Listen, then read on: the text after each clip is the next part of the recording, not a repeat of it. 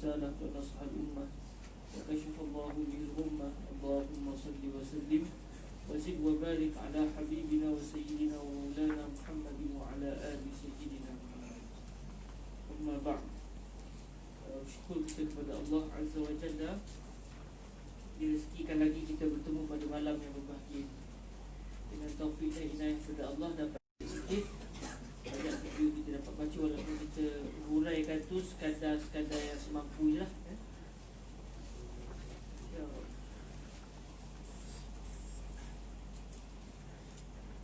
Baik, al-hadis al-thalith wa thalathun. Bismillahirrahmanirrahim.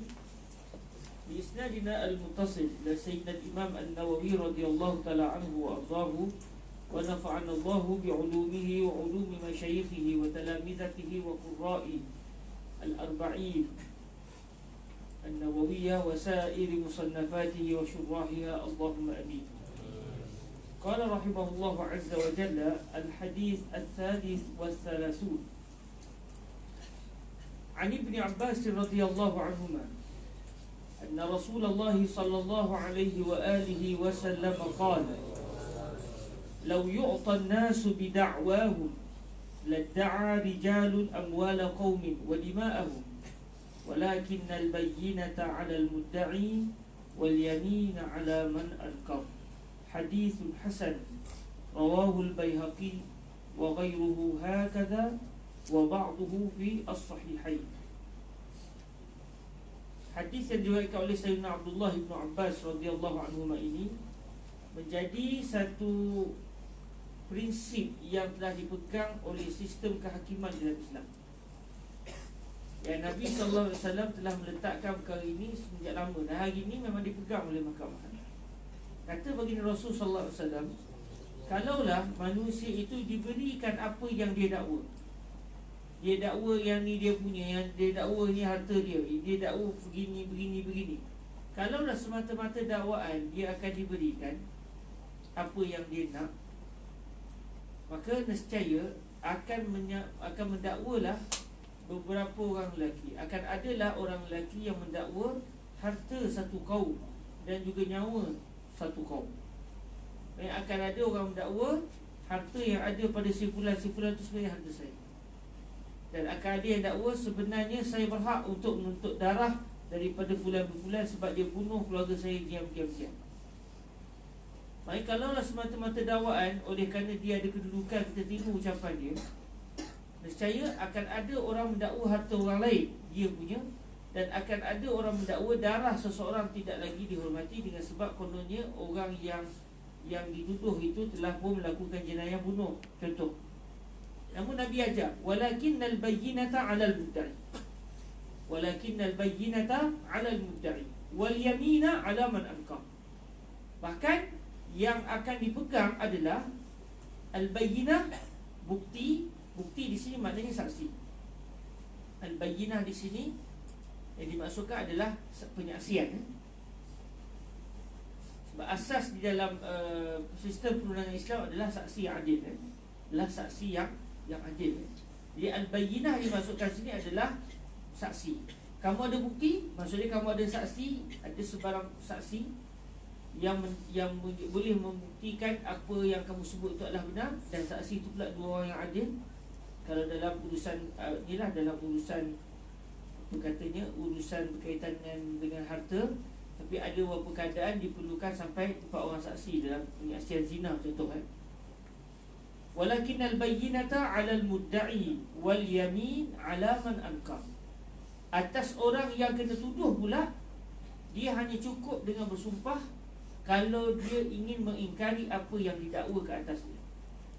Okey, jadi hadis ini hadis yang statusnya hasan, diriwayatkan oleh Imam Al-Baihaqi dan selain daripada beliau, dan sebahagiannya ada dalam Sahih Al-Bukhari dan Sahih Muslim.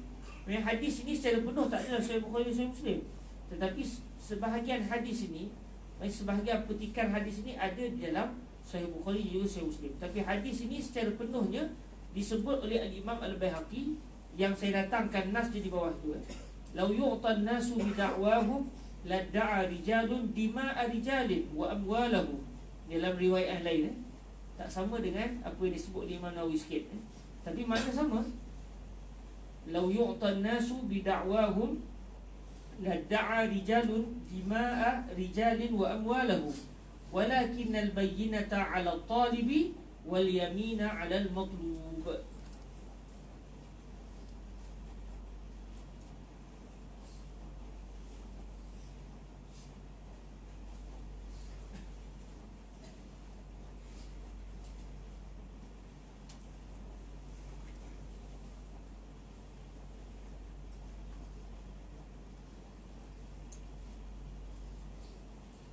Di dalam riwayat Imam Baihaqi yang lain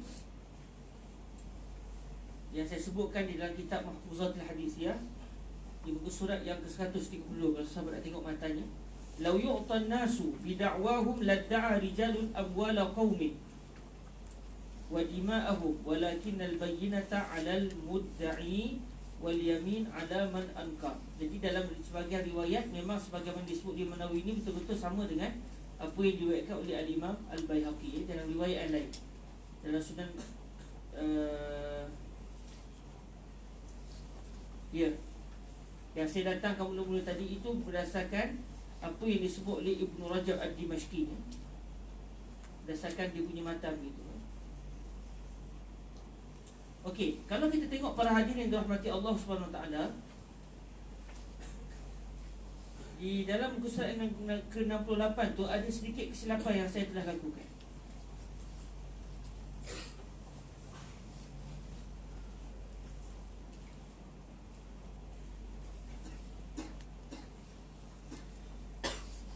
Iaitu pada nota kaki yang nombor 2 tu dia sahabat tolong betulkan tu. Sebab di nota kaki yang nombor 2 tu saya datangkan sumber hadisnya dalam Sahih Bukhari, Sahih Muslim ni apa. Kemudian di bawah itu sebenarnya tambahan yang saya terkopi yang mana ucapan wallazi rawahu Ibnu Majah inama an Ibnu Abbas la an Abi Sa'id al-Khudri thumma innal lafza alladhi ata bihi ad-Darqutni atwal mimma ata bihi an-Nawawi wa lafzu kaza wa kaza wa kaza. Itu sebenarnya tidak perlu ada Sebenarnya dia berada pada hadis yang la darar wa la dirar, dan saya memang mendatangkan perkara tu. Kalau sahabat tengok pada muka surat yang ke-66 nas ni ada wallazi rawahu Ibnu Majah, iaitu pada nota kaki yang kedua juga pusat 66. Jadi ucapan saya yang berbunyi wallazi rawahu Ibnu Majah pada pusat 68 itu ditiadakan. Sebab itu tambahan yang saya berpuasan tadi Jadi saya tak sengaja tu, saya mohon maaf kepada semua. Jadi boleh ditadikan sebab dia tak berkaitan langsung dengan hadis yang kita pelajari ini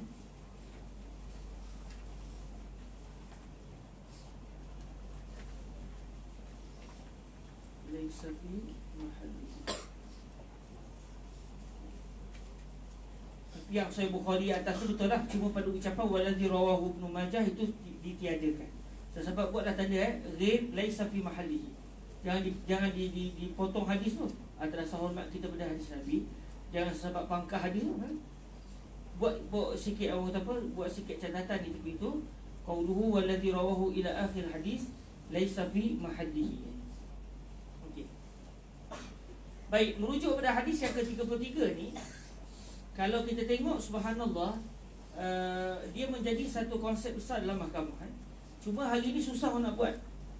Hari ni kita kadang-kadang asal orang tu baru dituduh, apatah lagi kalau dia bukan daripada camp kita, dia daripada camp yang lain.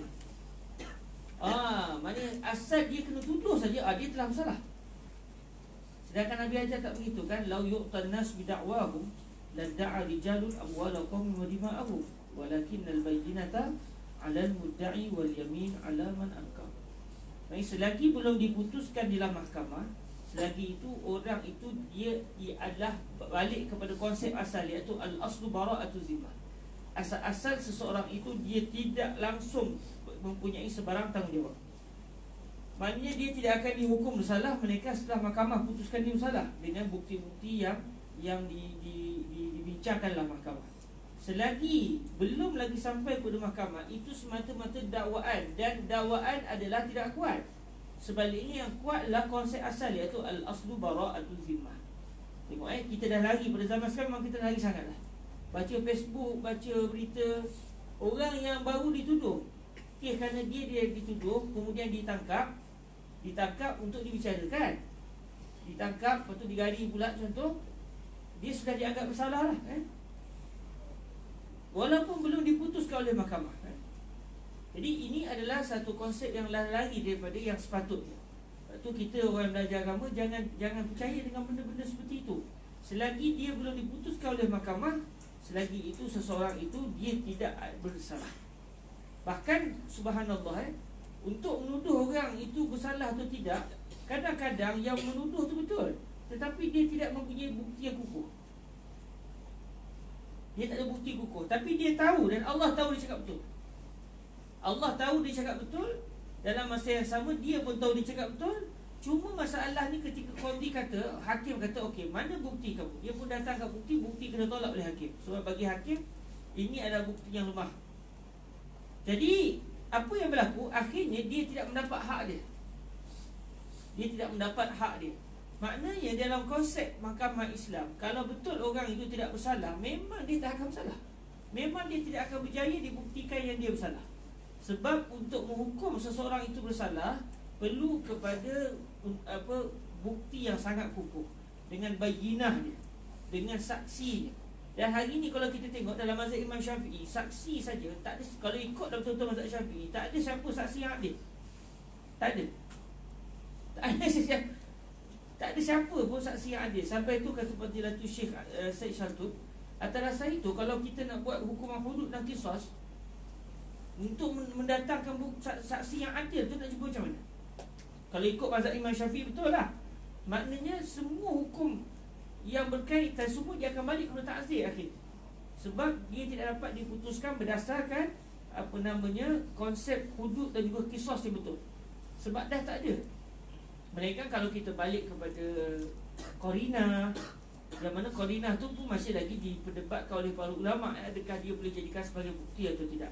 Tapi kalau kita nak berpada dengan saksi, saksi pertama qillatud diyanah. Satu orang boleh dibayar, dia boleh bertukar. Daripada dia kaki ibadah bertukar jadi kaki penipu. Dia duit. Tak macam orang dulu sanggup mati daripada dia menipu. Sayyidina Abu Sufyan walaupun masih ketika itu belum masuk Islam, tak akan menipu sebab ini maruah. Wah sekarang tak. Bagi duit, okey khalas, saka Allah, Rabbuna Karim. Rabbuna Ghafurur Rahim. Lain. Sebab itu qillatud diyanah. Sehingga kata Fadilatul Syekh Yusri bin Rushdi, kalau saya tak silapnya, Mesir sendiri sudah tidak segala hukum hakam semenjak ratusan tahun yang lampau, semenjak berzaman Imam Bajuri lagi, hukum hakam yang diputuskan oleh mahkamah di Mesir semua dia akan balik kepada ta'zir. Sebab dia tidak dapat isu saksi itu. Sebab tu dalam keadaan kita mahu melaksanakan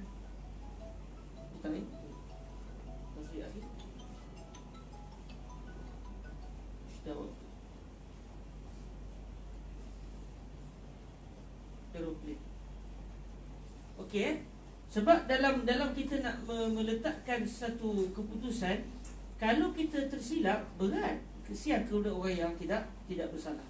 Sebab tu kalau tak cukup saksi ataupun saksi itu tidak diiktibar oleh syariat, macam kalau hari inilah saksi yang adil tu tak ada sebenarnya. Berdasarkan mazhab Imam Syafi'i, kalau saya tak silap, dalam mazhab Imam Syafi'i, siapa yang tidak sembahyang sunat subuh 2 rakaat, tertolak kesaksian dia. Belum cerita tak sembahyang subuh lagi. Belum cerita tak sembahyang subuh di masjid. Tak sembahyang sunat 2 rakaat tu. Kalau tak silap saya dalam kitab syahadah dibincangkan. Kalau saya silap saya mohon maaf. Belum lagi dengan melakukan perkara yang bercanggah dengan maruah, walaupun benda tu halal, tertolak juga kesaksian. Sebab itu dalam kita nak melaksanakan hukuman hudud dan qisas, kita kena betul-betul detail, supaya jangan kerana kita punya semangat untuk melaksanakan hukum-hukum Allah, dan kali kita tanpa perasan kita telah pun menjatuhkan hukuman tanpa berdasarkan hukuman Allah. Sebab tu dalam membicarakan tentang mahkamah ni, dia perlu kepada orang yang mutakhassis semua. Dalam masa yang sama kita sangat yakin kalau dapat dilaksanakan hukuman syarak dengan betul, dia akan menunjukkan betapa keadilan Islam itu sangat luar biasa. Tengok dalam hadis ni, kalau kalaulah tanpa bukti, tak akan ada orang yang akan dituduh dan diambil hak secara zalim. Bahkan kalau ikut hadis ni, maknanya kita faham ada orang salah, tapi kerana orang yang betul tak cukup bukti, terlepas dia. Maknanya orang yang bersalah pun boleh terlepas. Pada diri orang yang mendakwa dan dia bercakap betul, dia rasa dia kena zalim lah.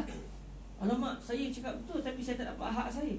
Tapi dia buat macam mana? Di atas dunia ni kita berhukum berdasarkan, bukan berdasarkan wahyu. Wahyu tak turun dah kepada kita. Hakim dia kata nanti tu saya nak semayang, tunggu kalau ada mimpi balik, saya akan putuskan lepas. Dia tak ada dah. Dia mesti dengan bukti yang kukuh. Hatta kalau hakim tu dia tahu sekalipun berdasarkan pengetahuan dia, dia tak boleh berhukum dengan pengetahuan dia. Dia mesti dengan bukti. Subhanallah. Maknanya sampai orang yang tidak bersalah, orang yang bersalah pun boleh terlepas daripada hukuman. Apatah lagi orang yang memang tak bersalah, memang takkan kena hukum kalau betul-betul. Kerana untuk menjatuhkan hukuman kepada orang yang bersalah sangat ketat. Kerana syariat tidak, kalau betul-betul kita laksanakan syariat, tidak akan ada orang yang kena zalim. Bagi orang yang dia membawa, dia tak cukup bukti dalam isu-isu wang lah, contoh isu-isu muamalah maliyah. Dia kata orang ni berhutang dengan saya, tuan Qadhi, dia berhutang sebanyak 10,000. Kalau dia kata okey, awak ada sebarang saksi? Allah kata saksi sebelah meninggal. Ada itu dua orang tapi dua meninggal. Macam mana? Okey, ada saksi lain? Tak ada. Ada korinah, ada sebarang desik ke apa? Tak ada. Tapi saya bercakap betul, tuan Qadhi, dia memang berhutang dengan 10,000. Jadi ketika itu Qadhi akan kata, ada bukti? Tak ada. Jadi Qadhi ketika itu boleh tanya kepada orang yang kena tuduh, okey, Qadhi tak akan tanya, mana bukti kamu tidak bersalah? Tak ada. Sebab dia kuat, orang yang dituduh sebenarnya kuat, kerana dia berpegang dengan konsep asal dia tidak bersalah. Maka Qadhi tak akan minta bukti. Qadhi hanya kata, mahu tak kamu bersumpah dengan nama Allah yang kamu sebenarnya tidak berhutang? Itu je. Qadhi tak akan minta, okey, sila datangkan bukti yang kukuh yang menunjukkan kamu tidak berhutang. Tak. Yang kena bawa bukti adalah yang mendakwa. Yang berat sebenarnya orang yang mendakwa, sebab dia nak mukhalafah kepada kaedah. Dia yang nak buktikan orang itu salah, sedangkan asalnya manusia tidak salah. Jadi dengan orang yang kena tuduh cukup dia bersumpah. Bukan orang yang apa namanya, bukan orang yang membawa bukti, yang mendakwa yang bersumpah, tak. Orang yang membawa bukti, orang yang mendakwa, dia bukan kena sumpah, dia kena bawa bukti. Kalaulah contoh, setelah Qadhi kata kepada orang yang dituduh, kamu nak bersumpah tak yang kamu sebenarnya tidak berhutang? Dia kata, maaf tuan Qadhi, saya dulu lagi sikap saya takkan bermain-main dengan nama Allah. Saya tak nak bersumpah. Bila dia tak nak bersumpah, bukan kerana dia bersalah. Tak semestinya dia bersalah. Ada orang dia tidak suka main-main bersumpah. Sikit-sikit sumpah. Tak. Dia memang jenis orang yang tak akan bersumpah dengan nama Allah. Kita pula faham, kalau tak bersumpah, dia bersalah tu. Lain kan? Lari dengan konsep yang dia ajar. Okey, kalau dia tidak mahu bersumpah, kalau dia akan beritahu, kalau kamu tak bersumpah, saya akan minta kepada yang mendakwa pula bersumpah bahawa dia cakap betul. Kalau dia bersumpah, kamu kena bayar. Dia konsep begitu. Dia kalau mula-mula orang yang mendakwa kena datangkan bukti. Kalau dia tak cukup bukti, maka konsep asalnya Qadhi akan minta, ataupun hakim akan minta orang yang dituduh untuk bersumpah dengan nama Allah, bukan mendatangkan bukti, hanya bersumpah dengan nama Allah. Kalau orang itu tidak mahu bersumpah, maka orang yang menuduh pula akan diminta untuk bersumpah dengan nama Allah yang dia betul-betul cakap betul. Tapi kalaulah orang yang dituduh terus bersumpah, saya tidak berhutang, maka selesai, tutup kes. Yang tahu dia berhutang tu bukti. Kalau awak ada bukti, awak datangkan bukti. Oleh kerana awak tak ada bukti dan dia telah bersumpah yang dia tidak berhutang, maaf, saya akan berpegang dengan konsep asalnya orang tu tidak bersalah. Walaupun betul katakan memang realitinya memang dia memang berhutang sungguh, dan orang yang mendakwa tu cakap betul. Nak buat macam mana atas hukum dunia? Kita berhukum berdasarkan kemampuan kita. Nahnu nahkum bil zawahir wallahu yatawalla sarar. Kita berhukum secara zahir, maka yang tahu hakikat realitinya hanyalah Allah Azza wa Jalla. Kita biasa dengar kan kisah Sayyidina Ali mendakwa bahawa Yahudi curi baju besi dia. Baju besi Sayyidina Ali bawa kepada Qadhi Syurai. Qadhi Syurai kata, mana bukti? Mana saksi? Sayyidina Ali kata, anak saya tahu ni baju saya. Dia kata, minta maaf, kesaksian anak kepada ayah itu bias. Ini yang bercakap ni khalifah ni, yang mendakwa khalifah. Qadhi itu lantikan khalifah. Tapi konsep dia begitu. Dia tidak kaitan dengan pemerintahan. walaupun dia asalnya dilantik, tapi setelah dilantik dia berpegang dengan konsep mahkamah. Dia tak ada tingkat sebab khalifah saya kena ikut khalifah, tak ada. Jadi akhirnya bila Sayyidina Ali kata buktinya adalah saksinya Sayyidina Hasan, Sayyidina Husain, lalu Qadhi Syurah kata minta maaf saya terpaksa tolak. Akhirnya baju besi itu diputuskan milik Yahudi. Dan memang Yahudi itu mencuri, bukan milik Sayyidina Ali, bukan milik dia, milik Sayyidina Ali. Tapi secara itu hukum atas dunia. Maksudnya Qadhi dia hanya bertanggungjawab memutuskan hukuman berdasarkan bukti, bukan berdasarkan hakiki, bukan berdasarkan yang sebenar. Sebab yang tahu sebenarnya hanya Allah Azza wa Jalla dan juga dua orang yang bertelagah. Kalau kita kata Sayyidina Ali telah dizalimi, dia bukan telah dizalimi, tetapi dah buat macam mana? Oleh kerana kamu mendakwa dan tidak ada bukti, dan kebetulan baju tu ada di tangan Yahudi, maka ini sebenarnya adalah qarinah yang menunjukkan baju itu milik Yahudi.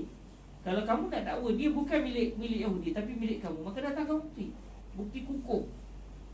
Maka oleh kerana tak datang, kita khalas. Jadi sini kita dapat belajar maknanya walaupun di dunia kita tak dapat hak kita, tapi Allah tu karim, di akhirat kita akan dapat.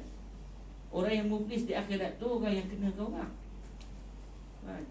Sampai ada tadi kawan dia baca satu status Facebook, kalau satu orang berhutang dengan kita, kemudian apa sikap dia? Kita minta dia bayar tapi kita tak nak bayar. Kawan tu kata jangan maafkan dia, sebab dia akan menjadi sumber kita untuk ke syurga nanti. Sebab dia akan bagi pahala dia kat kita. Kalau pahala dia habis, kita bagi dosa kat dia. Jadi yang penting kita selamat. Dia adalah sumber kita, modal kita untuk ke syurga. Ada orang buat belakang tu, tapi secara realiti baru itu. Cuma janganlah tak maafkanlah kan. Itulah isu dia. Maknanya walau di dunia dia tak dapat, di akhirat dia akan dapat. Di akhirat yang menjadi saksi adalah tangan dan kaki. Semua anggota akan menjadi saksi di mahkamah Rabbul Jannah. Jadi maknanya kalaulah kita tak dapat hak kita di dunia, buat macam mana? Dan kita tak boleh kata hakim tak betul. Kita tahu kita betul, kita tak cukup bukti, kita buat ke mahkamah, mahkamah putuskan kita, dakwaan kita terbatal, kita orang yang dituduh tidak bersalah, kita tak boleh kata mahkamah tak betul. Sebab dia hanya menggunakan konsep apa yang dia ada berdasarkan bukti. Dalam isu walakinnal bayyinah 'alal mudda'i wal yamin 'ala man ankar, bukan semua masalah qadi akan minta orang yang dituduh untuk bersumpah. Dalam masalah jenayah tak ada istilah sumpah-sumpah ni. Cukup dengan bawa bukti dah. Kalau tak ada bukti, tertolak kes. Dia biasanya berkaitan dengan wal yamin 'ala man ankar ni merujuk kepada masalah yang berkaitan dengan harta, masalah pinjam duit, masalah berhutang, masalah orang ni dakwa barang ni dia punya. Dia masalah-masalah berkaitan dengan muamalat harta, itu yang dia akan, kalau kita buka kitab fiqh, dia akan sebut wal yamin 'ala man ankar. Namun secara dasarnya inilah konsep yang diajar oleh syariat. Sebab tu kita sebagai orang yang telah belajar hadis ni secara kasar, jangan mudah mengatakan orang tu salah. Walaupun dalam Facebook telah mengatakan dia bersalah, walaupun dia telah dimaki dengan teruk di dalam media, tak tentu lagi. Tapi ini bukti dah, selagi tak dibawa ke mahkamah, tak boleh bukti. Katakan mahkamah putuskan dia tak salah, ni mahkamah tak betul. Dah, siapa kamu nak kata mahkamah tak betul? Kita masalahnya kalau kena dengan kita punya kehendak, kita kata mahkamah tu betul. Kalau mahkamah tu buat keputusan tak sama macam kita nak, kita kata mahkamah tu telah dirasuah. Itu salah kita. Sebab kita pun tak tahu betul ke hakim tu kena rasuah. Kalau dia betul-betul kena rasuah, dia tanggung dengan Allah Ta'ala nanti. Namun tak mustahil juga sebenarnya tidak rasuah. Dia putuskan hukuman secara sah berdasarkan bukti yang sampai kepada kita. Jadi husnuzan itu ahsan. Cuma orang tak suka lah husnuzan ni. Orang suka su'uzan, sedap sikit mengatakan orang. Okey. Hadis ni sangat penting. Saya kadang-kadang bila baca buku, tak tentu lagi, tak tentu. Walaupun orang kata dah dia mencuri, dia telah rompak, tak tentu lagi. Dia hanya sebab terdakwaan. Tapi masalahnya bila orang tu sudah didakwa, kita menganggap dia sudah salah. Waliyahzubillah. Hadis yang ke-34. Qala rahimahullahu azza wa jalla al-hadis al-rabi' wa thalathun. An Abi Sa'id al-Khudri radhiyallahu anhu qala sami'tu Rasulullah sallallahu alaihi wa alihi wa sallam yaqul man ra'a minkum munkara falyughayyirhu bi yadihi fa in lam yastati' fa bi lisanihi fa in lam yastati' fa bi qalbihi wa dhalika adhaful iman. Rawahu Muslim. Hadis yang ke-34, yang ni kita semua hafal hadis. Hadis al-amru bil ma'ruf wan nahyu 'anil munkar. Daripada sini tahulah kita, agama kita ini memang bukan semata-mata sekadar pegangan akidah, tetapi kita dalam kita bersosial, dalam kita bermasyarakat, ada satu konsep namanya al-amru bil ma'ruf wan nahyu 'anil munkar. Suruh orang kepada kebaikan, macam kita buat sekarang ni. Sahabat akan dengar hadis, sahabat akan dengar huraian, sahabat akan sebut kepada orang lain, lepas tu ada yang ngaji tulis di Facebook. Itu semua adalah al-amru bil ma'ruf, ajak orang supaya buat kebaikan. Orang terima tak terima tu lain cerita. Yang penting kita ikhlas, dan mana tahu keikhlasan kita yang kita rasa tak ada benda, sebenarnya dia berjaya membuka pintu hati manusia. Al-kalam idza kharaja minal qalbi waqa'a fil qalb. Kata sebagian para ulama kita, al-kalam idza kharaja minal qalbi waqa'a fil qalbi wa idza kharaja minal lisan lam yujawiz al-azan. Al-kalam idza kharaja minal qalbi waqa'a fil qalb. Kalau betul ucapan itu daripada hati, dia akan jatuh ke hati. Walaupun dia cakap biasa-biasa, dia akan sampai ke hati kalau yang bercakap itu betul. Tapi kalau yang bercakap tu dia semata dia pandai bercakap, walaupun dia pun teruk juga, cakap sedap di mulut saja, ucapan itu tidak akan dapat melepasi telinga. Dia hanya lalu je, tapi dia tak akan melepasi, masuk ke dalam telinga. Wa idza kharaja minal lisan lam yujawiz al-azan. Itu bukan hadis Rasulullah tu kan? Tu kalam sebahagian para ulama kita. Okey, hadis berkenaan dengan al-amru bil ma'ruf wan nahyu 'anil munkar. Dalam hadis ini Nabi sebut 3 peringkat. Al-amru bil ma'ruf wan nahyu 'anil munkar. Siapa yang telah melihat perkara munkar, maknanya benda maksiat, maka hendaklah dia mengubah dengan tangannya. Kalau dia tak mampu, maka dengan lisannya. Kalau dia tak mampu, maka dengan hatinya. Dan menegah kemungkaran dengan hati itu adalah selemah-lemah iman.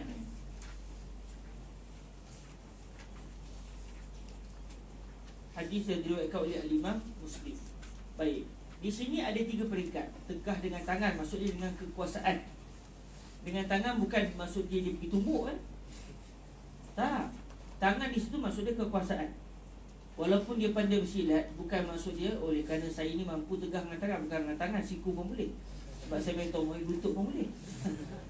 Tangan, lutut, siku boleh, kaki pun boleh kan? Tak, bukan itu maksud dia. Maksud dengan tegah dengan tangan ni kalau dia ada kekuasaan. Maksud dia kalau dia sebagai contoh, dia adalah ketua keluarga, dia berjaya sekat anak isteri dia daripada melakukan maksiat, maka tanggungjawab dia. Setiap orang dia ada kekuasaan dia. Setiap orang dia ada kekuasaan dia. Sayang Syai ni, selalu saya terlupa minum, akhirnya Syai dah sejuk. Saya minta izin semua takut orang yang buat Syai sedih. Syai sedap diminum ketika panas kan. Ni pun dah suap. Boleh panaskan?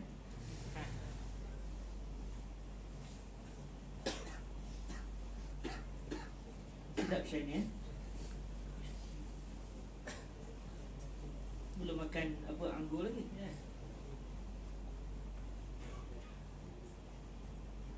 Okey, tegah dengan tangan maksudnya dengan kekuasaan. Maknanya ini adalah tanggungjawab pemerintah.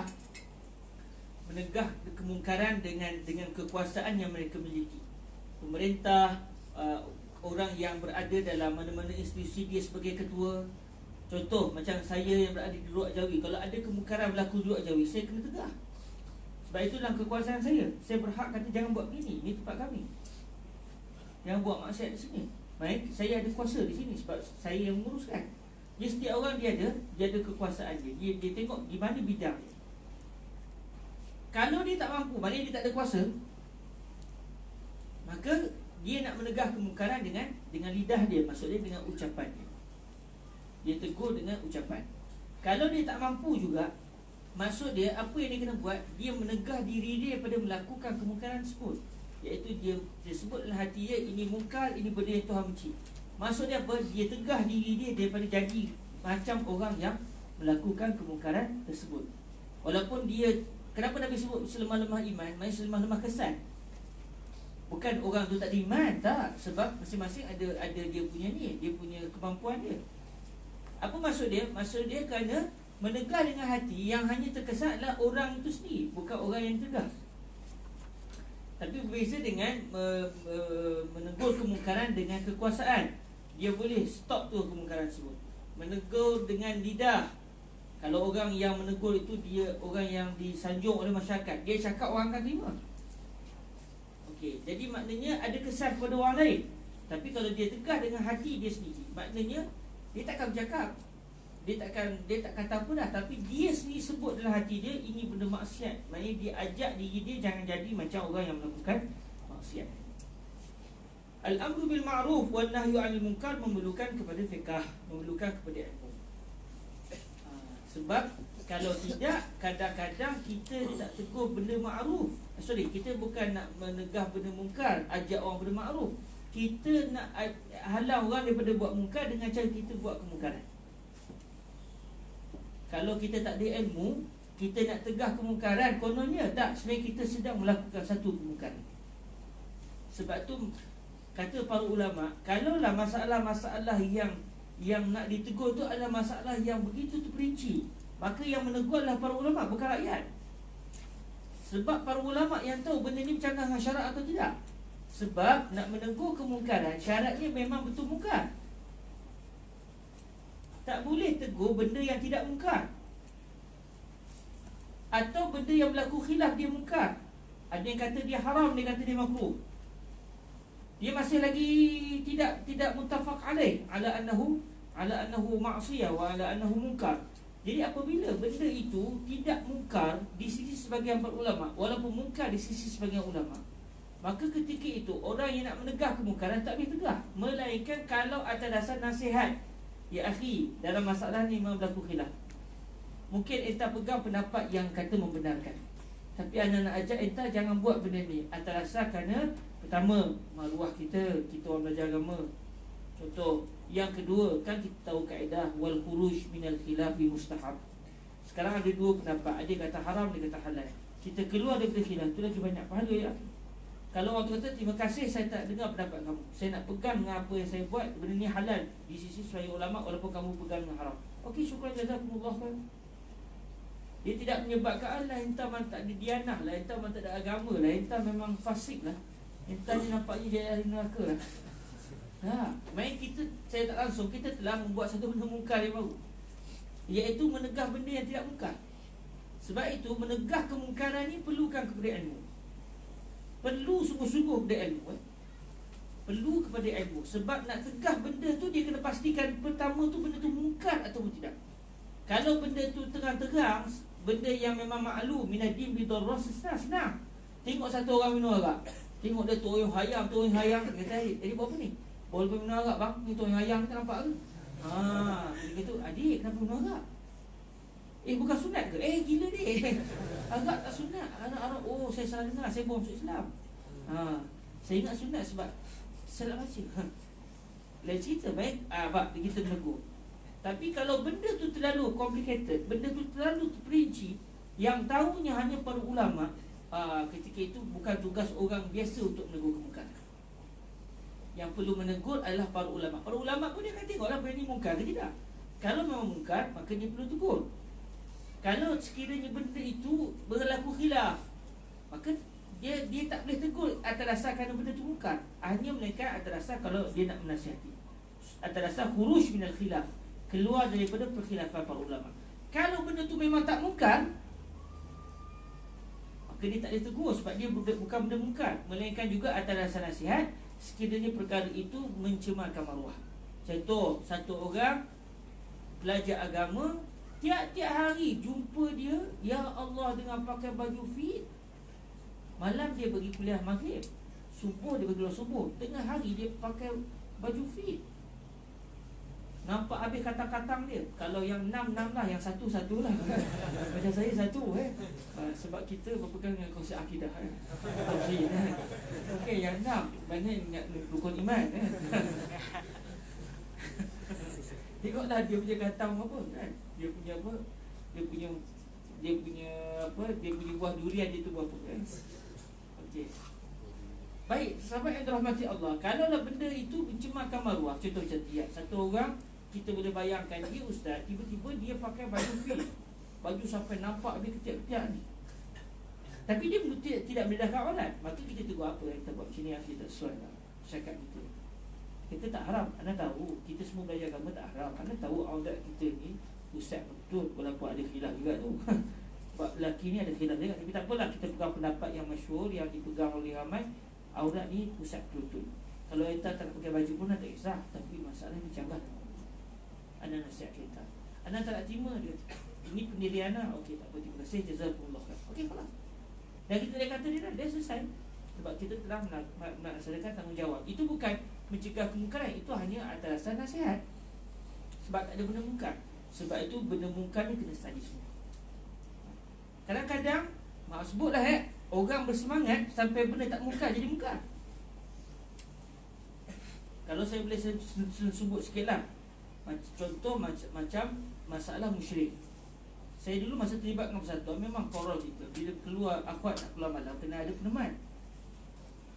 Tetapi dalam masa yang sama, kita sedar itu ketetapan peringkat kita, dia tidak berkaitan dengan hukum syarak. Hatta dasar kerana kita nak mengambil keselamatan. Tetapi dalam masa yang sama, kita taklah kata benda ni tak bagus, dia bagus. Saya juga bersetuju kalau akhwat dia pergi mana-mana, kalau belah malam eloklah dia peneman. Eloklah dia ada peneman, supaya kalau berlaku apa-apa ada orang tolong jaga. Bagus. Tetapi walaupun benda tu bagus sekalipun, jangan sampai kepada kita melampau sampai kita kata benda ni kalau tak buat haram. Sebab dia hanya semata-mata apa yang kita fikirkan dari segi kita punya urusan keduniaan. Namun dia tidak membawa kepada hukum wajib. Melainkan kalau memang ada kemudaratan yang betul-betul mutahaqqik, maknanya tempat tu memang tak selamat. Ketika itu bukan takat orang perempuan, orang lelaki pun kena ada teman, kena ada musyrik dalam situ. Rasanya lah, kalau dia pergi seorang dia kena rompak, tapi dia kena pergi juga, dia pun kena ada musyrik juga. Cuma musyrik bukan akhwat lah, musyrik akhwat lah. Tapi kalau dia masih lagi dalam ruang lingkup macam Mesir sama insya-Allah. Malam-malam akhwat kita bukan pergi berjalan ke tempat yang sunyi, tempat yang banyak orang. Nak pula bulan Ramadan orang makan sahur semua. Jadi selamat. Cuma yalah, kalau dari segi seeloknya biarlah dia ada kawan. Jadi kalau ada apa-apa, adalah kawan yang tolong bantu, itu je. Tetapi dia tidak sampai kepada tahap sampai kita kata benda ni kalau tak buat berdosa tak. Dia bukan benda mungkar. Bahaya sebab kadang-kadang benda ni jadi polemik. Kalau di Mesir dia agak jadi polemik, sedangkan dia bukan hukum, dia hanya sekadar cadangan kita supaya akhwat kita selamat. Bukan tak akhwat lah, kalau ikhwah kalau nak berteman pun bagus juga. Macam kami, kalau kelas lewat sampai pukul 1 malam, kita jalan seorang-seorang, kita lelaki pun seram tak? Kan? Rompak je orang ke kan, macam dibilang asyik. Kalau saya dulu bila balik rumah, kalau dah balik tengah malam, saya takkan lalu kawasan Suq Sayrat tu, sebab itu semua kawasan bahaya tu. Tapi kita taklah sampai ke tahap mewajibkan, sebab mengatakan benda ni wajib itu perlukan kepada dalil syarak. Dan tidak boleh kita mewajibkan satu benda semata-mata kita rasa benda tu penting. Tak boleh, sebab hukum syarak dia kena ada dalil. Dulu macam-macam lah saya dalam bab ni, banyak kita dulu banyaklah dengan sahabat-sahabat. Dia ada perasaan semangat untuk menjaga syariat, tapi kadang-kadang tidak dibatasi dengan ilmu. Dulu ada satu peringkat sampai dia kata, ustaz, kita kalau boleh bila ikhwah kita dulu isu dia kadang-kadang bila akhwat nak bercakap di depan, kita tak bagilah akhwat cakap depan. Kenapa? Takut nanti adik ikhwah kita yang dia tengok akhwat cakap depan, jadi beri syok dengan akhwat tu. Dan benda ni jadi haram, Ustaz. Jadi kita kena elak. Saya kata kenapa? Dia kata guna kaedah konsep sadu zara'ah. Saya kata okey, kalau kita nak guna betul kaedah konsep sadu zara'ah, dalam usul fiqh membincangkan isu sadu zara'ah, mesti mafsadah itu mutahaqqiqah ataupun zon yang kuat betul kan aku. Saudara buat kajian ke? Berapa banyak ikhwah yang akan jadi rosak kalau akhwat cakap depan? Sebab dah guna kaedah sadu zara'ah betul ni.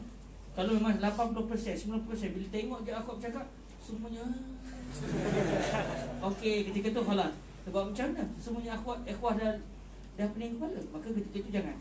Tapi kalau kita tak pernah buat kajian, tiba-tiba kita duduk syok-syok begitu, cuma kita nak kuatkan hujah kita main sebut je kaedah. Kita jahat macam tu. Kita telah menjadikan syariat sebagai alat kita untuk mengatakan apa yang kita nak, bukan mengatakan apa yang syariat nak. Itu bahaya. Sebab tu dalam isu al-amru bil ma'ruf wa nahy anil munkar perlu sangat kepada ini, supaya kita tidak menjadikan agama itu sebagai tunggangan kita, sebagai alat kita untuk mewajibkan benda yang kita nak, bukan mewajibkan benda yang syariat nak. Kemudian dibincangkan jugalah 2-3 kali mesti juga isu safar mar'ah. Safar mar'ah dibawa konsep, okey, siapa kalau akhwat nak keluar mesti ada musyrik, sebab tidak boleh satu orang perempuan bermusafir. Masalahnya daripada rumah Kedah atau rumah Kelantan Yayu sampai ke Ruak Jawi, orang tak punya musafir. Dah hadis itu bincang kalau kita musafir, nak pergi Skandaria, nak pergi Tongtong, nak pergi apa namanya ke tu Sainaa, memang itu musafir lah. Tapi tak pernah lagi saya rasalah, awak pergi mana? Saya pergi musafir. Pergi mana? Pergi Ruak Jawi. Awak dari mana? Daripada rumah Pulau Pinang, daripada rumah Kedah. Jauh ke? Alas, jalan mainannya musafir. Musafir. Itu bukan musafir, Itu tidak panggil musafir. Yang berlaku perkhilafan para ulama dalam masalah wanita tu kena ada mahram, itu merujuk kalau musafir. Kalau dia bukan musafir, maka tidak tertakluklah kepada hukum itu. Itu pun berlaku khilaf lagi dalam masalah safar mar'ah. Memang kalau ikut fatwa Darul Ifta mesti tak ada masalah. Fatwa yang dipegang oleh Asy-Syafi'iyah mesti memang berlaku khilaf masalah itu. Okey, dalam masa yang sama menegur ni dia perlu kepada hikmah lah. Sebab kita menegur orang tu atas dasar supaya benda yang kita tegur tu berlaku. Apa yang kita tegur tu dapat dibuat oleh orang tersebut. Jadi disebut oleh para ulama perlu dengan hikmah, perlu dengan sopan santun. Sebab yalah, kalau kita cakap kasar-kasar, payah orang nak dengar. Bahkan uslub yang silap tu menyebabkan orang yang buat kemungkaran tak nak berubah. Kita memang kita nak dia berubah, tapi kena sedar yang mengubah hati manusia ni Allah. Cuma apa yang kita buat sekadar akhzul asbab. Yang muqallibal qulub sabbit qulubana. Yang yuqallibul qulub ni adalah Allah Azza wa Jalla. Jadi kita sekadar melontarkan sebab dalam keadaan kita meyakini bukan sebab itu yang memberi kesan. Al-mu'assir wallah. Yang beri kesan adalah Allah Azza wa Jalla. Jadi perlu dengan hikmah, perlu dengan kasih sayang dalam kita menegur perkara ini. Banyaklah kalau buka dalam Ihya Ulumuddin, Imam Al-Ghazali sebut macam-macam isu berkaitan dengan al-amru bil ma'ruf wan nahyu 'anil munkar. Antaranya disebut oleh para ulama al-amru bil ma'ruf wan nahyu 'anil munkar adalah fardu ain, bukan fardu ain, dia fardu kifayah. Kalau satu orang nak buat, orang lain tak perlu buat dah. Dan disebut juga oleh sebahagian para ulama, kita tegur tu kalau dia tak tahu, kalau dia dah tahu selesai. Melainkan kalau atas dasar memberi nasihat kali kedua. Tapi pada asalnya sudah tidak wajib. Dalam masa yang sama disebut juga dalam menegah kemungkaran ini, sekiranya tidak mahu kemudaratan kepada kita. Yang ni kadang-kadang orang tak tahu, orang banyak salah faham. Kadang-kadang satu orang alim, dia tak tegur satu orang. Kita kata apa ni, awak orang alim tak tegur. Kita dia ingat tegur ni mesti bagi tahu kat orang. Mana kita tahu dia telah tegur, cuma tak menjadi syarat dia tegur. Maklumkan dalam Facebook, saya telah menegur fulan bin fulan. Tak. Bahkan apatah lagi kalau menegur pemerintah, lagi diajar oleh syarat dengan sangat ketat supaya tidak menjatuhkan maruah pemerintah. Sebab kalau pemerintah itu jatuh maruahnya di mata masyarakat sudah tidak sikoh pada dia, maka dia tidak jadi pemerintah yang baik. Orang boleh buat main dengan dia. Sedangkan syariat tak nak begitu. Pemerintah dia mesti berjaya mengemudi rakyat. Jadi apabila dia ada kesilapan, para ulama ajar nak tegur dia kena cara yang sangat berhemat. Dan sebab itu kalau kita tengok para ulama kita macam Syekh Said Ramadan Al-Buti, bila tegur pemerintah, dia tidak tegur pawang ramai. Dia pergi jumpa pemerintah tu, dia tegur betul-betul. Nak keras ke, nak apa ke masa tu. Tapi dengan penuh hikmah jugalah. Sebab kalau cakap kasar-kasar tak jadi juga. Awal-awal Bahlul tak sempat nak tegur dah maki dia. Kan dia terima. Jadi perlukan kepada ni. Kalaulah contoh, kalau kita tegur tu buat mudarat pada kita, maka ketika itu sudah tidak lagi wajib menegur. Jadi Bersangka baik juga kita. Kalau ada orang tu kita nampak dia tak tegur, mungkin dia tegur, atau mungkin dia memang tak tegur atas dasar kerana ada mudarat kepada dia. Jadi isu al-amru bil ma'ruf wa nahi munkar ni bukan satu lesen untuk kita maki orang. Awak ni nama je orang alim tapi tak tegur siapa orang. Tak, itu bukan tugas kita. Kita hanya sekadar tahu tentang isu al-amru bil ma'ruf wa nahi munkar adalah perkara yang penting dalam syariat, dan teguran itu kena melalui jalan yang betul, supaya matlamat yang kita nak, supaya orang tu kembali kepada syariat itu berlaku. Okey, kita balik kepada, kita beri kepada hadis yang seterusnya, al-hadis al-khamis was-salasun. Yang kita sebut tadi laju-laju lah. Kalau adik-adik rajin, boleh buka kitab. Ada satu kitab namanya Al-Jawabul Abhar liman sa'ala 'anil amri bil ma'ruf wan nahyi 'anil munkar. Saya dah terlupa dah siapa pengarang, tapi antara kitab awal saya miliki, tapi entah mana pergi kitab tu saya pun tak tahu. Sebab kami ni tokoh mak hijrah, banyak berpindah daripada tempat ke tempat. Setiap kali perpindahan itu akan ada kitab yang menjadi taruhan, hilang tak mana. Banyak kali pindah, hilang punya kitab. Jadi kalau tak silap saya, kitab tu nama Al-Jawabul Abhar 'anil amri bil ma'ruf wan nahyi 'anil munkar. Cuma saya pun dah tak ingat siapa penulis ni, dan ini antara kitab awal saya baca kitab tu. Ia sebutlah beberapa syarat-syarat yang kena ada di dalam kita nak menegur kemungkaran. Dan kalau kita buka kitab Al-Ihya Ulumuddin, mari sebutlah kalau berkaitan dengan al-amru bil ma'ruf wan nahyu 'anil munkar. Baik, kita masuk pada hadis yang ke-35. Qala rahimahullahu azza wa jalla, al-hadis al-khamis was-salasun. An Abi Hurairah radhiyallahu anhu qala qala Rasulullah sallallahu alaihi wa alihi wasallam, la tahasadu wa la tanajashu wa la tabaghadu wa la tadabaru wa la yabi' ba'dukum ala bai'i ba'din wa kunu ibadallahi ikhwana. Al-muslim akhul muslim la yazlimuhu wa la yakhdhuluhu wa la yakdhibuhu wa la yahqiruhu. At-taqwa hahuna, wa yushiru ila sadrihi thalatha marrat. Bihasbi imri'in min asy-syarr an yahqira akhahu al-muslim. Kullu al-muslimi 'ala al-muslimi haramun damuhu wa maluhu wa 'irduhu. Rawahu Muslim. Ya Allah, saya tak tahulah adakah saya pun telah berjaya mengamalkan hadis ni atau tidak. Baca bolehlah, hurai bolehlah, tapi itulah setiap kali kita baca kita mendengung. Saya pun tak pasti saya berjaya mengamalkan hadis ni atau tidak. Nabi SAW melalui riwayat yang didatangkan di sini berdasarkan hadis yang diriwayatkan oleh Sayyidina Abu Hurairah radhiyallahu anhu, Nabi kata la tahasadu, jangan kamu berhasad dengki. Apa dia hasad? Kita nak nikmat yang ada pada orang tu hilang, tu bagi dengki. Adapun yang Nabi kata la hasada illa fi isnatain, rajulin ata rajulun wa rajulin, riwayatan atahu Allahu malan fasullita ala halakatihi bil haqq wa rajulin atahu Allahu al-ilma fahuwa yaqdi biha wa yu'allimuha. Itu sebenarnya bukan hasad. Walaupun Nabi kata la hasad, tapi dia bukan hasad sebenarnya, dia adalah ghibtah. Di sana ada beza di antara al-hasadu dan al-ghibtah. Ghibtah, ghabattuka ya akhi, ghabattuka ghibtatan. Apa maksud ghibtah? Kita jadi tertekan dengan kebaikan yang orang tu miliki, lalu kita pun nak jadi macam maknanya dia ada perlumbaan dari sudut ingin menjadi yang terbaik di sisi Allah Azza wa Jalla. Tengok orang tu hafal Quran, tertekan kita, dia dah hafal Quran, saya tak hafal Quran lagi, tak boleh jadi, saya nak jadi lebih baik daripada dia.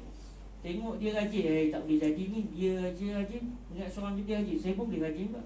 Bukan kita tengok biasa share sekadar sadi, tak, dia bukan sekadar, kita kena berkadar-kadar. Maknanya bila kita tengok orang tu buat kebaikan, kita tertekan. Dalam masa yang sama kita tak naklah dia tu jadi, aku doakan budak ni sekali cerdik, besok lusa moga-moga dia jadi bodoh. Itu dengki, itu hasad. Tapi ya Allah, jadikan saya lagi baik pada dia. Dalam masa yang sama kita tak nak nikmat tu hilang pada dia. Itu namanya ghibtah. Ghibtah dituntut oleh syarak. Cuma kadang-kadang digunakan kalimah hasad. Tapi hasad yang dimasukkan di situ adalah ghibtah. Contoh macam hadis yang biasa kita dengar lah, la hasada illa fitnatain.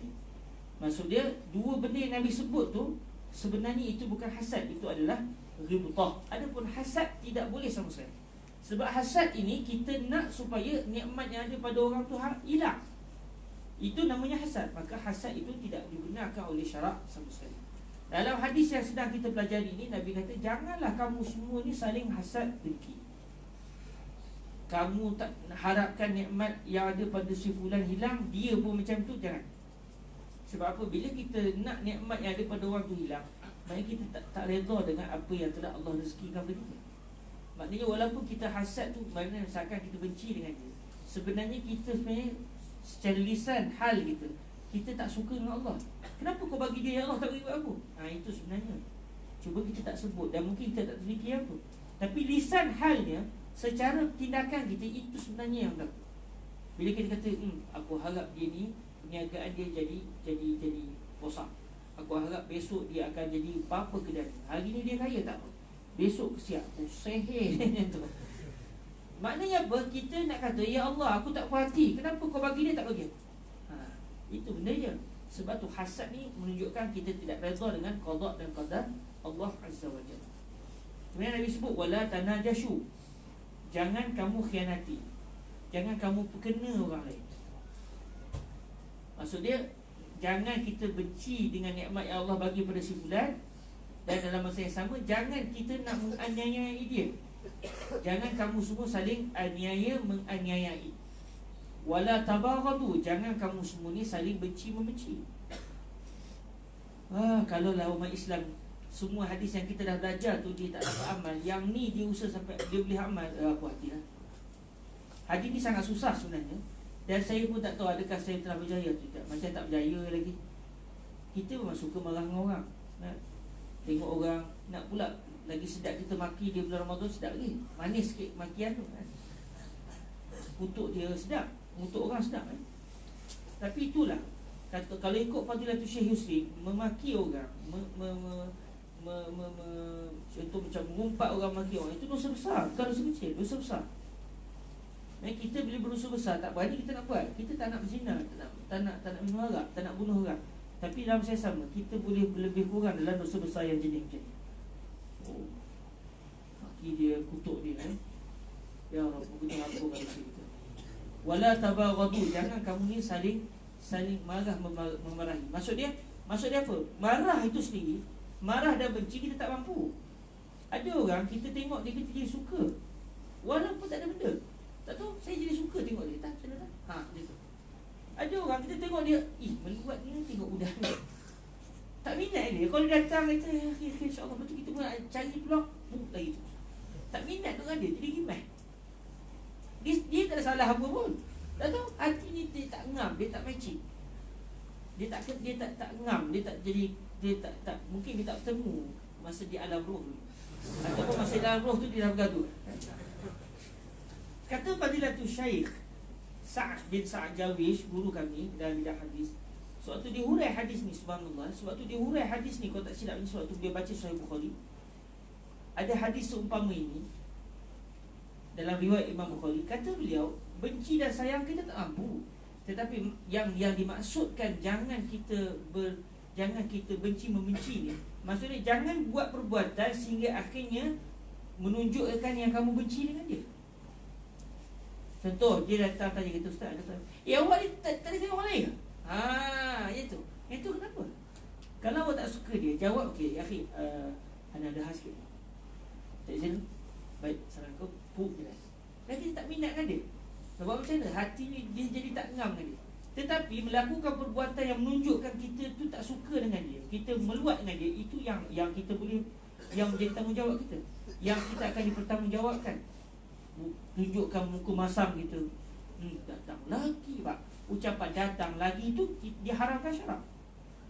Menunjukkan kita protes dengan dia, sedangkan dia adalah saudara mukmin kita. Jadi susah kan nak buat kan? Saya sendiri saya tak tahulah, ya Rabb, moga-moga Allah bagi taufik lah. Wala tadabaru, jangan kamu saling belakang membelakangi. Kata Fadilatul Syekh Sa'ad bin Sa'ad Jawish waktu huraikan hadis ni, maksudnya kalau kita jumpa dengan orang yang kita tak suka tu, jangan kita tengok dia putar terus. Dia berpuasa, dahsyat, kata tak suka dengan saya, nampak sangat. Yang ni tak kira Dia lebih dahsyat lagi kalau dah tak sama. Dah dulu satu geng, lepas tu dah tak sama geng. Oh lagi. Bila jumpa berputar terus. Apa Sal? Kalau dia macam mana sekalipun, dia saudara kita, dia adik-beradik kita. Nabi pun sebut aku ni adik-beradik. Memang kita ni sebagai hakikat adik-beradik, cuma keluarga besar. Keluarga kita keluarga besar. Keluarga Nabi Adam, keluarga Nabi Nuh. Satu keluarga, satu kapal kita ni. Satu kapal. Cuma dia okey, macam mana? Dalam masa yang sama, contoh kalau kata pada tu Syekh Sa'd Jawish, kalau kita dah terserempak dengan dia dan kita tak minat dia, sekurang-kurangnya Assalamualaikum ataupun senyum. Assalamualaikum. Jangan terus. Kita tak diminta untuk berborak lama dengan dia, tetapi jangan tunjukkan yang kita tak suka dengan dia. Sebab itu mengguris hati dia. Baik, mengguris hati dia itu besar di sisi Allah. Walau dia macam mana sekalipun, mengguris hati dia itu besar di sisi Allah Ta'ala. Sebab tu Nabi kata wala tadabaru. Maksudnya subhanallah, agama Islam ni agama yang sebenarnya dia merapatkan. Tapi bil insafnya kita tengok umat Islam hari ini, kerana perselisihan politik, perselisihan pendapat, kita jadi pecah. Jauh. Sebab tu umat Islam kena ditarik balik kepada hadis-hadis seperti ini, untuk kita menginsafi. Yang bercakap pun insaf, yang dengar pun insaf. Wala tadabaru, jangan kamu berputar menunjukkan kamu tak suka dengan dia. Wala yabi' ba'dukum ala bai'i ba'din. Ini dulu berlaku lah, zaman sekarang mungkin dah tak berlaku jual beli yang dalam masalah ni ada dua keadaan Kalimah ba'a yabi'u tu kadang-kadang maksud ishtara. Ba'a dengan maksud ba'a, kadang-kadang ba'a dengan maksud ishtara. Apa contoh dia? Contoh zaman dulu. Tuan, saya nak jual tasbih, Ni tasbih Sunnah Bonang daripada Indonesia ni mahal ni tuan. Berapa? Dia kata saya jual dengan harga 30 apa? Takkan 30 ni, $30 lah. Macam tu. Okey, $30, puati. Saya nak beli. Sebab dah ada orang nak beli. Mari satu orang, saya nak beli ni tuan. Yang kata awal-awal tadi. Dia kata okey, saya jual dengan 30. Awak setuju tak? Saya setuju. Memang saya setuju. $30 saya akan beli. Mari satu orang, tuan, saya sanggup beli dengan harga $50. Yang si penjual, tak apa, nanti kalau saya pergi Indonesia, saya beli untuk kamu sekali lagi. Untuk yang dah peringkat awal dah setuju. Saya tak jual untuk kamu, saya nak jual yang kawan yang baru ni. Awak jangan takut, nanti besok lusa saya akan dapatkan stok untuk awak. Apa perasaan? Dipermainkan. Kecil hati dia tak akan senyum. Kalau senyum pun senyum kelat. Kurang ajar. Okay. Dalam riwayat yang lain disebut, dan jangan kamu meminang orang di atas pinangan orang. Yang ni kalau berlaku banyak kadang-kadang sampai pecah hati si lelaki tu. Rasa dia ni seperti sampah yang dibuang. Dah janji dah kan, dah setuju dah. Tiba-tiba boleh pula satu orang jumpa dengan perempuan tu. Awak nak bertunang ke? Allah, saya terlambat dah. Kenapa? Sebenarnya saya dah lama tahu hati awak, tapi itulah dah terlambat. Si perempuan kata, ya Allah, betul ke saya pun sebenarnya lama tahu hati awak. Ayo. Masalahnya dia dah bertunang. Yang awak pergi minang dia sekali lagi tu apa pasal? Lain kalau perempuan tu dia tak buat keputusan lagi. Datang satu orang minang, dia kata nanti tu saya fikir, saya nak tengok. Nanti 2-3 minggu ni kau ada orang masuk minang lagi, saya nak buat keputusan. Tak apa, saya ambil dulu awak sebab dalam senarai. Senarai orang yang bakal jadi suami. Tapi tak pasti lagi ni kita tak janji lagi. Sekadar saya tak putuskan lagi saya terima pinangan ni atau tidak. Itu dah cerita. Dia masih lagi nak berkira-kira, nak tengok kok ada orang nak minang, kok dia nak minang orang ke, pulanglah. Tapi kalau dah janji, dah setuju. Bila kita dapat tahu, contoh kita minat satu orang, tiba-tiba kita dapat tahu si fulan tu sudah ada dia punya tunangan. Haram dah kita pergi kacau dia. Tapi masyarakat Melayu kita berlaku kat dia. Hatta orang agama pun kadang berlaku. Ini apa? Okey, kalau contoh perempuan tu ialah hati manusia berubah. Dia pada awalnya dia doi dan satu orang tunang dia minang dia pun terima. Tiba-tiba mai satu orang berubah hati dia kadang-kadang. Ni lagi okey. Akhirnya dia terima yang nombor 2. Sekarang ni apa perasaan hati orang pertama? Melainkan kalau yang kedua ni Pergi jumpa yang pertama, saya ni minta maaf lah, nak minta izin. Tak boleh. Awak tak minta apa, saya dah izin kan? Betul ke? Nanti dulu kata. Saya, dah panjang lah. Waktu kita dah habis saya ni sebenarnya minat juga dengan tunang awak tu. Oh, minat juga kan? Cuma saya belajar lah hukum bekah tu. Memang Nabi berpesan haram. Jadi saya nak tanya pendapat awak. Awak izin tak saya nak pergi minang tunang awak? Kalau kata, okey, tak kisah dia. Saya pun okey je. Kalau dia tak terima saya, terima awak, saya pun sorok je. Sebab awak dengan saya ni seperti kita pun nak cari wadi. Lain kawan. Saya. Kalau dia izin, silakan. Sama juga dengan beli barang tadi. Kan? Satu orang kata tasbih senang bonang RM30, $30. Mari satu orang dia kata kepada kawan yang dah nak beli, Syekh, anda terima sangat tasbih tu, boleh tak anda minta izin dengan siapa? Dengan yang nak beli, bukan yang jual. Yang jual dia seronok je nak jual siapa. Kita, kenapa? Kita nak cakap, tak nak. Okey, tak boleh, kita boleh. Anda tak kisah. Okey, dia telah minta izin, silakan. Sebab isu dia, perbuatan-perbuatan ini semuanya membawa kepada pengurusan hati. Benda nampak sikit, kita letaklah macam buat seorang sangat. Kan? Kita kata, tak kisahlah, buat macam mana dah tak ada sekitar. Kita pun bukan lesen sangat. Kan? Perasaan itu, walaupun benda tu okey, tapi masalahnya kecil hati dia. Dan mengecilkan hati seorang Muslim itu besar, insya-Allah. Al-Muslim akhul Muslim. Nabi tutup last sekali. Kenapa aku sebut begini? Seakan Nabi sebut tu. Kenapa? Muslim ni dia saudara. Saudara-saudara, adik-beradik. Adik-beradik dengan orang Muslim yang lain. Dia tak boleh zalimi saudara dia. Dia tidak boleh membiarkan saudaranya itu tidak ditolong. Yakhzuluhu tu maksud dia, wala yakhzuluhu maksud dia tidak boleh menjadikan saudaranya itu tidak ditolong. Dizalimi tanpa ditolong. Sebagai seorang saudara, kalau kita tengok saudara kita dizalimi, kita kan tolong. Dia kata help me, please, tolong saya, kita akan tolong. Dia kata hantarlah kau. Itu kita telah laqad khazalna, dan itu diharamkan syarak. Kita kena tolong dia kalau kita ada kemampuan. Wala yakzibu, kita tak akan mendustai, menipu kawan kita yang sama Muslim. Wala yahqiru, dan kita juga tidak akan memandang hina kepada kawan kita yang satu Muslim. Mana hina. Ini pun susah kat ni. Selalunya orang ada pangkat pada hina pada orang yang bawah. Kadang-kadang yang lebih dahsyat tu orang tak ada pangkat pun pada hina kat tu. Macam dia yang bawah, pada dia tu hina semua. Kan? Tapi dia perasa menghina orang ni. Alah, benda ni Pak, kita telah menghina dia. Sebab tu kata para ulama, siapa kita nak hina manusia sedangkan dia tu Allah bagi rezeki dia. Allah muliakan dia. Walaupun mungkin dia tak beriman kepada Allah, tapi tetap dia mendapat hak dia daripada Allah Azza wa Jalla. Dapat rezeki. Jadi siapa kita nak hina makhluk Allah? Sampai ada satu kisah.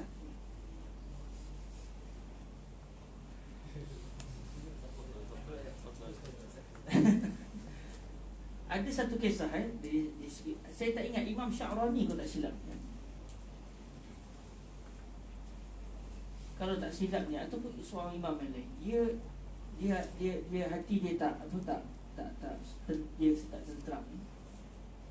Kalau tak silap Imam Sya'rani ataupun orang lain, saya mohon maaf, lama dah tak ulang kaji bercerita. Tapi cerita ni bagus.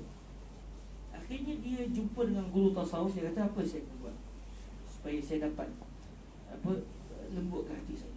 Sebab orang ada kedudukan, kadang-kadang dia susah dia akan buka, kita nak lawan benda tu. Jadi akhirnya kata orang alim ni, orang sufi ni, kamu cari orang yang paling hina, kamu cium tangan dia. Kamu cari orang yang paling hina, kamu cium tangan dia. Akhirnya dia pun carilah. Katanya makan masa juga dia cari tu. Kalau kita sekejap jumpa tapi dia orang alim, dia nak cari orang yang paling hina tu. Dia kata, ni tak hina lagi ni, cari orang ni walaupun Zohir ni tak betul lagi. Akhirnya dia ambil masa. Kalau kita sekejap, hari tu minta 10 minit, lepas tu dah cium dah. Itu pun okey lah tu, cium tangan orang yang hina kan, kita rendahkan, tapi kita telah pun mengatakan dia hina. Itu isu dia. Akhirnya setelah lama tu lah kali dia tengok ada satu orang pakaian compang-camping atas atas longgokan sampah di kampung Yahudi di Mesir. Dia ada kampung Yahudi. Dia tengok satu orang Yang compang-camping, nampak tak elok, nampak hina, pakaian pun selekeh, duduk pula atas longgokan sampah di kampung Yahudi, bukan kampung Islam lagi. Dia kata yang ni aku. Dia pun pergi luruh kawan tu nak pergi cium tangan. Dan lagi kawan tu apa? Kamu ingat saya paling hina? Rupanya min awliyaillah. Dia tahu orang tu nak cium tangan kerana orang tu ingat dia hina. Dia kata apa? Kamu ingat aku paling hina? Cium tangan kamu tu. Cium tangan kamu sebab kamulah yang paling hina. Rupanya itu kalau kita diminta untuk cium tangan orang paling hina, itulah benda je. Sebab kita yang paling hina. Kita sedar diri kita siapa kan. Mungkin adik-adik pandang saya, oh hebat ya, tapi saya kenal diri saya. Baik, siapa yang orang paling hina yang kita kenal? Kita lah. Tak ada orang lain lah. Orang lain kita tak tahu lagi dia dengan Tuhan macam mana. Jadi sebab itu Nabi kata la yahqiru wa la yahqiru at-taqwa. Di sinilah, jantung inilah letaknya ketakwaan. Bukan pada ibadah yang zahir, walaupun itu dituntut, tetapi sebenarnya inilah yang perlu dijaga. Dan inilah peranan ulama tasawuf, perlu kepada penjagaan jiwa ya. Lalu Nabi telah mengisyaratkan ke dada dan baginda Nabi SAW sebanyak 3 kali. Dari riwayat Nabi sebut, sambil Nabi isyaratkan, Nabi sebut at-taqwa hahuna, at-taqwa hahuna, at-taqwa hahuna. 3 kali Nabi isyarat. Setiap kali isyarat Nabi sebut at-taqwa hahuna. Lalu Nabi pun sebut, cukuplah satu orang itu dianggap jahat apabila dia sudah menghina saudaranya yang semuslim. Setiap seorang Muslim ke atas seorang Islam itu adalah haram. Tak boleh dibuat lebih kurang kepada orang Islam yang lain. Darahnya tak boleh kita lebih kurang, hartanya tak boleh kita rampas lebih kurang, dan kehormatannya juga tidak boleh kita calahkan lebih kurang. Sebab dia itu adalah hormat. Bahkan dalam hadis yang lain Nabi sebut, sesungguhnya kehormatan Kaabah itu lebih rendah kalau dibandingkan kehormatan seorang Muslim. Lepas tu kata Fadilatul Syekh Yusri bin Rushdi, kamu hendaklah melakukan hubungan dengan kaum muslimin ini seperti kamu melakukan hubungan kamu terhadap Kaabah. Sebab hakikatnya orang Muslim yang ada di sekeliling kamu itu adalah Kaabah yang berjalan. Kamu cium Hajar Aswad, Allah gugurkan dosa kamu. Kamu bersalaman sesama mukmin, gugur dosa kamu. Maksudnya dia adalah Hajar Aswad bagi kamu. Maksudnya kalau runtuh Kaabah, kita tak ada orang nak pergi depan Kaabah, tenang Kaabah kan. Gila tu. Menangis kita depan Kaabah kan. Tengok Kaabah pun macam nak pecah jiwa kita, menangis ingat dosa. Dapat pula kalau di Multazam tu sampai tengok orang lah kan, bunyilah seronok kan. Sebab kita, ini Kaabah je, siap pegang lagi kan, tempat kita pegang. Sebab di situ Nabi pernah letak tangan. Maknanya tak ada siapa pergi Kaabah, tendang Kaabah. Kaabah benda tak ada ya. Kenapa kita dengan Kaabah yang lain kita buat lebih kurang? Sedangkan Kaabah yang satu lagi itu lebih dahsyat berbanding dengan Kaabah batu tu. Ni Kaabah yang berjalan lebih dahsyat. Tapi masalahnya kita menghormati yang batu, kita tidak menghormati yang satu lagi. Sedangkan kehormatan manusia mukmin di sisi Allah lebih dahsyat daripada Kaabah. Hadis ini telah diriwayatkan oleh Al-Imam Muslim. Senang oleh hadis ni. Ya Allah, ya Rabb, moga-moga Allah bagi taufik kepada saya dan kita semua. Okey, kita berhenti setakat ini dahulu. Hari apa? 4 ya. Tak tahu hari ni dia datang 5 macam pula. Padahal makan banyak tadi ya. Dia kata lagi banyak baca lah. Kita berhenti setakat ini dahulu. InsyaAllah ada rezeki kita akan masuk pada hadis yang ke-36 pada keesokan insyaAllah. Bismillah Azza wa Jalla. Semoga apa yang kita dengar menjadi sebab untuk kita insafi diri kita balik. Dan semoga apa yang kita dengar menjadi sebab untuk kita beroleh hidayah daripada Allah Azza wa Jalla. Semoga Tuhan terima kekurangan kita dan ampunkan dosa kita dengan keberkatan bulan Ramadan ini, dan keberkatan kita berada dalam majlis bagi Nabi alaihi salatu wassalam.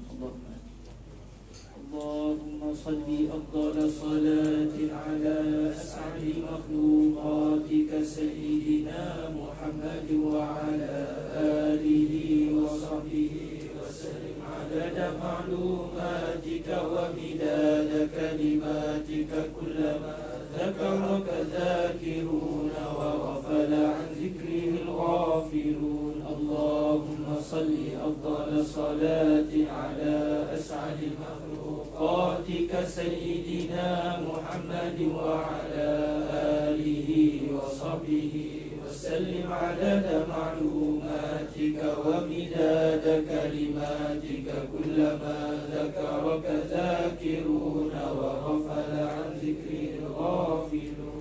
اللهم صل أفضل صلاة على أسعد مخلوقاتك سيدنا محمد وعلى آله وصحبه وسلم عدد معلوماتك ومداد كلماتك كلما ذكرك ذاكرون وغفل عن ذكره الغافلون. سبحانك اللهم وبحمدك أشهد أن لا إله إلا أنت أستغفرك وأتوب إليك. بسم الله الرحمن الرحيم. والعصر إن الإنسان لفي خسر إلا الذين آمنوا وعملوا الصالحات وتواصوا بالحق وتواصوا بالصبر. السلام عليكم ورحمة الله وبركاته.